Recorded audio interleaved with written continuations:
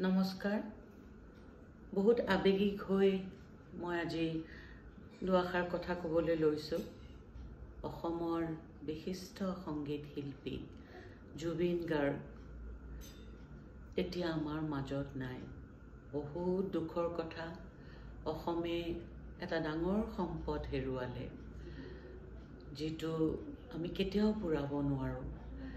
ইমান ধুনীয়াকৈ সংগীত তেওঁ কৰিছিলে, সংগীত পৰিচালক, নিজে গান গাইছিলে আৰু চিনেমা কৰিছিলে। অসমৰ যিটো মিউজিক ইণ্ডাষ্ট্ৰী তেওঁ বহুত ওপৰলৈ লৈ আহিছিলে। মানুহে অসমীয়া চিনেমা চাব পৰা হ'ল, গান শুনিছে অসমীয়া মানুহে। গতিকে মই আজি কি কওঁ মই নিজেই বুজি পোৱা নাই। এনেকুৱা এজন শিল্পী মই হেৰুৱালোঁ। আমি সকলো অসমীয়া সমাজে হেৰুৱালে। অসম কি গোটেই ভাৰততে তেওঁৰ নাম। আৰু মই যিহেতু অসমতে কেইদিন নাই, গতিকে মই নিজে বুজাব পৰা নাই মই কেনেকুৱা আবেগিক হৈ আছোঁ। হাৰ্ট থ্ৰব কয় তেওঁক। সঁচাকৈ তেওঁৰ বিয়োগৰ যিটো খবৰ পালোঁ, এইটো সঁচাকৈ হাৰ্ট থ্ৰব। এইটোৱে বহুত বহুত বেছি জোকাৰণি দি থৈ গ'ল সকলোকে। দুটিমান কথা কওঁ। মই বহুত কম তেওঁক লগ পাইছিলোঁ।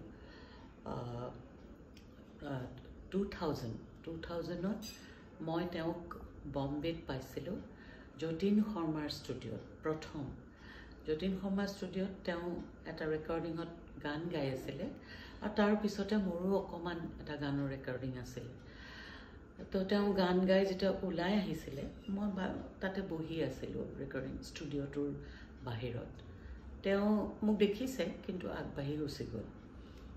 তাৰপিছতে তেওঁ 2-3 মিনিটমানৰ পিছত আকৌ ঘূৰি আহিলে। আহি মোক ক'লে, বাইদেউ আপোনাক মই ধৰিবই পৰা নাই, আপুনি বহুত শকত হৈ গ'ল। আৰু আপোনাৰ গান তেতিয়া আমি সৰু থাকোঁতে যোৰহাটত ইমান শুনিছিলোঁ, এনেকৈ ক'লে।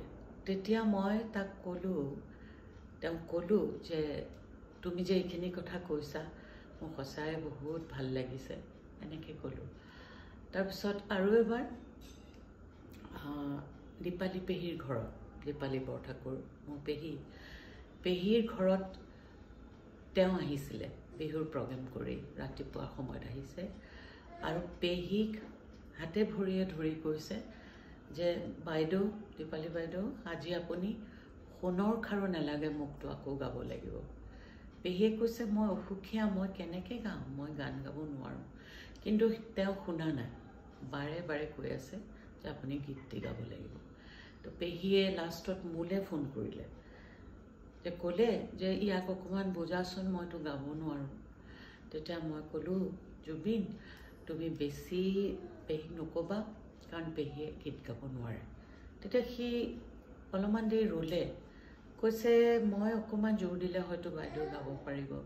তো ইমান তেওঁ এজন এনেকুৱা ধৰণৰ শিল্পী, সকলোৰ ভালটোৱে ভাবে, সকলোৱে যাতে ভালকৈ কাম কৰি যায় সেইটোৱে ভাবে। তাৰপিছত আৰু এবাৰ লগ পাইছিলোঁ, মই ৰেষ্টুৰেণ্টত খাই ওলাই আহিছোঁ, দেখিছোঁ জুবিনে মিছন চাইনাৰ প্ৰিমিয়াৰৰ দিনাখন তেওঁ প্ৰিমিয়াৰ কৰি আহিছে, আহি সেই হোটেলখনত খাবলৈ আহিছিলে। তেতিয়া দুজনমানে গৈ ক'লে সংগীতা বাইদেউ আহিছে হোটেলৰ পৰা নামি।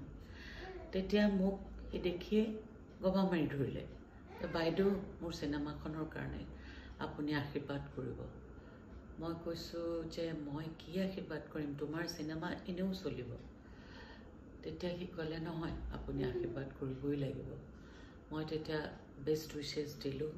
সেইটো এটা বহুত ডাঙৰ কথা তেওঁ মোক কৈছে। ইমান ওপৰৰ শিল্পী, ইমান ডাঙৰ শিল্পী, তেওঁ তেনেকৈ যে মোৰ পৰা বেষ্ট উইচেছ বিচাৰিলে, সেইটো মোৰ সদায় মনত থাকিব।